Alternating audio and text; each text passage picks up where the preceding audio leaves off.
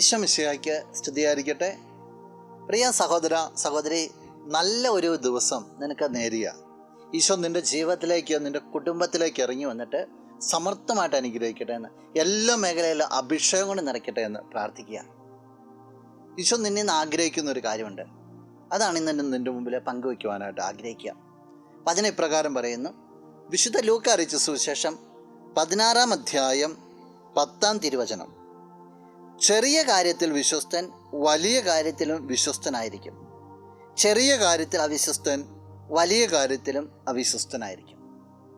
ഈശോ നിന്നെ ക്ഷണിക്കുക വിശ്വസ്തതയുടെ ഒരു ജീവിതം നയിക്കുവാനാണ്. എന്താ വിശ്വസ്തത എന്നൊക്കെ പറയുക? നീ നിൻ്റെ ദൈവത്തിന് നിൻ്റെ ജീവിതത്തിൽ വില കൊടുക്കുന്നുണ്ടോ എന്നതിൻ്റെ ഒരു തെളിവാണ് നിൻ്റെ ജീവിതത്തിലെ വിശ്വസ്തത.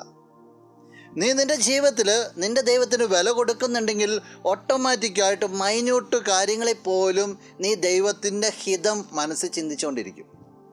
ദൈവത്തിൻ്റെ ഹിതത്തിനനുസരിച്ച് ഓരോ കാര്യങ്ങളെ ക്രമീകരിച്ചുകൊണ്ടിരിക്കും. അത് വലിപ്പച്ചെറുപ്പമൊന്നുമില്ല. എപ്പോഴും ഒറ്റ ചിന്ത ഉണ്ടാവുള്ളൂ, ഇതിലെൻ്റെ ഈശോ സന്തോഷിക്കണം, ഇതിലെൻ്റെ ദൈവം സന്തോഷിക്കണം, ഇതെൻ്റെ ദൈവത്തിന് പ്രീതികരമായി തീരണം. ജീവിതത്തിൽ ദൈവത്തിന് വില കൊടുക്കാൻ നിനക്ക് സാധിക്കട്ടെ. നമുക്ക് പ്രാർത്ഥിക്കാം. കണ്ണുകളടച്ച് ഒന്ന് കരങ്ങൾ കൂപ്പാം.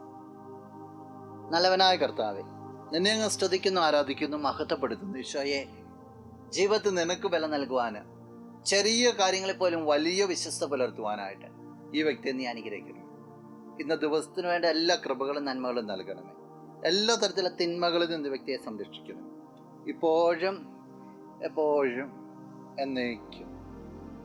ആമേൻ.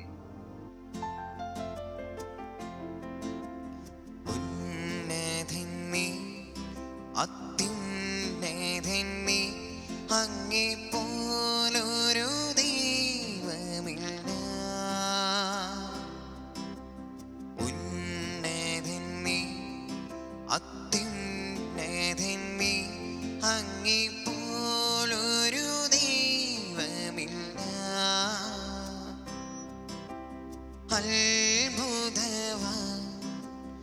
അതിശയവാൻ നീ മാത്രമേ ദൈവം.